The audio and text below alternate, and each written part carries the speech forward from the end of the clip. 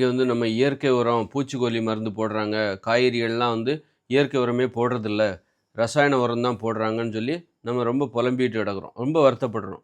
ஆனா, அப்படிப்படுறவங்க தான் என்ன பண்றாங்க, மாமிசம் சாப்பிடுறாங்க. மாடுகள தினந்தோறும் ஆயிரக்கணக்கான மாடுகள கொல்றாங்க. இந்தியாவுல சொல்லப்போனா 1,00,000 மாடுகள தினசரி கொன்னாலும் கொல்லுவாங்க. இந்தியா முழுக்க பார்த்தீங்கன்னா, 1,00,000 மாடுகள மாமிசத்துக்காக கொலை பண்ணுவோம். 1,00,000 ஆடுகள கொலை பண்றதுக்கு வாய்ப்பு இருக்கு. அப்போ எப்படி உனக்கு இயற்கை உரம் கிடைக்கும்? இயற்கை உரம் எங்கேருந்து கிடைக்கும்? அது என்ன செடியிலேருந்தா கிடைக்கும்? மாட்டுக்கிட்ட இருந்து தான் கிடைக்கும். மாட்டுலேருந்து சாணி கிடைக்கும்.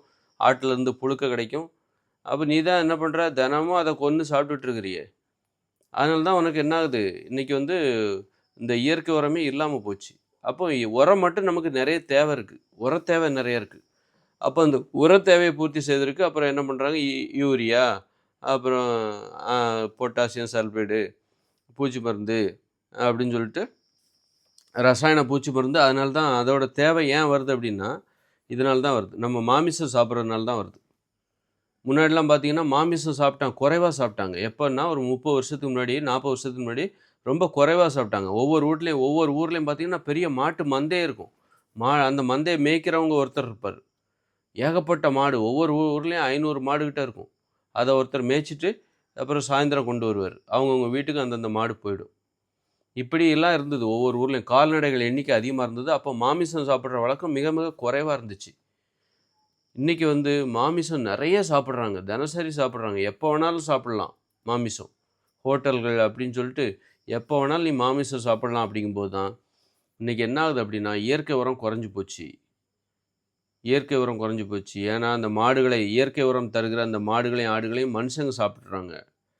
ஆனா, அந்த மாடுகளுக்கு, ஆடுகளுக்கு நல்ல தாவரத்த போடுறாங்க. அதுக்கு நல்ல ஊட்டச்சத்த குடுக்குறான். ஆனா, அந்த காய்கறிகளுக்கு ஊட்டச்சத்த குடுக்குறதில்ல. காரணம் என்னன்னா, நமது உணவு மாமிசம் தான். நமக்கு சத்தை தருவது இந்த மாமிசம் தான். அதனால அந்த மாமிசம் ஊட்டச்சத்தா இருக்கணும்னு சொல்லிட்டு, மாடுகளுக்கு நல்ல சத்தான உணவுகள போடுறாங்க. மாடுகளுக்கு, ஆடுகளுக்கு. ஏன்னா, மாமிசம் தான் நமக்கு சத்து தருதுன்னு நம்ம நெனைக்கிறோம். காய்கறிலேருந்து நமக்கு சத்து இல்ல. அதனால அத வந்து நீ பூச்சிக்கொல்லி மருந்து அடிச்சு, இந்த ரசாயன உரம் போட்டு வளர்த்துக்கோ. ஆனா மாடுகளுக்கு நல்ல சத்தான உணவுகள குடு. அப்பதான் ஏன்னா அந்த மாட்ட தான் நம்ம சாப்பிட போறோம். மாட்டுலேருந்து தான் ஆட்டுக்கறியிலேருந்து தான் நமக்கு ஊட்டச்சத்து கிடைக்குது அப்படின்னு நினைக்கிறாங்க. மாமிசத்துக்கு முக்கியத்துவம் குடுக்குறாங்க. ஆனா தாவரங்களுக்கு முக்கியத்துவம் குடுக்கல அப்படிங்கிறது தான் இதோட அடிப்படையே. தாவரத்தினால நமக்கு எந்த பலனும் இல்ல. மாமிசம் தான் நல்லா இருக்கணும். மாடு நல்லா இருக்கணும். அ அப்படின்னு நினைச்சுட்டு அதுக்கு முக்கியத்துவம் குடுக்குறாங்க. அதனால என்ன ஆகுது அப்படின்னா, காய்கறிகளுக்கு, பழங்களை உற்பத்தி செய்வதற்கு, கீரைகளை உற்பத்தி செய்வதற்கு இயற்கை உரம் கிடைப்பதில்லை. அ அதனால மண்ணும் வளம் இல்லாம போயிடுது. மண்ணு உயிர் சத்து இல்லாம போயிருது. அதில உயிரே வாழல. மண்ல வந்து உயிரே வாழ முடியாம போகுது.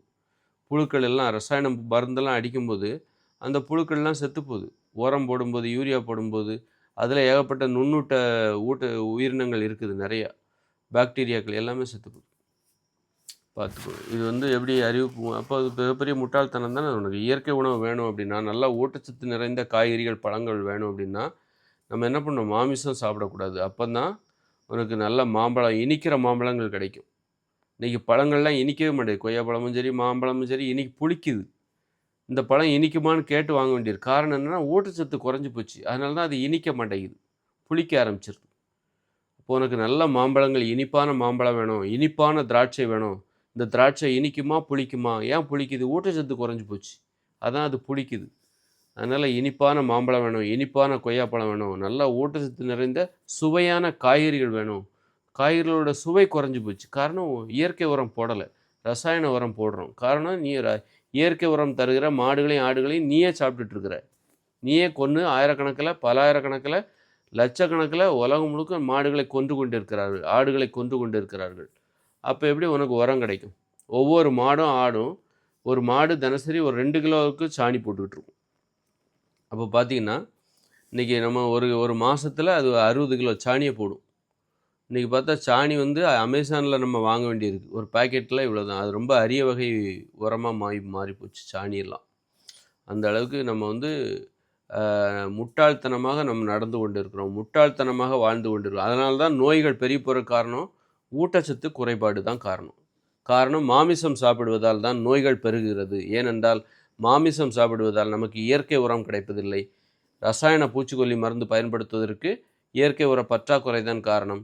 ரசாயன பூச்சிக்கொல்லி மருந்துகள் பயன்படுத்தி காய்கறிகளையும் பழங்களையும் நாம் உற்பத்தி செய்வதால் அந்த பழங்களினால் நமக்கு ஊட்டச்சத்து கிடைக்காமல் போகிறது. அதனால் எளிதாக நம்மை நோய் தாக்குகிறது. அப்போ மாமிசம் சாப்பிடுவதால் எப்படி நோய்கள் வருகிறது என்பதற்கான விளக்கம்தான் இது.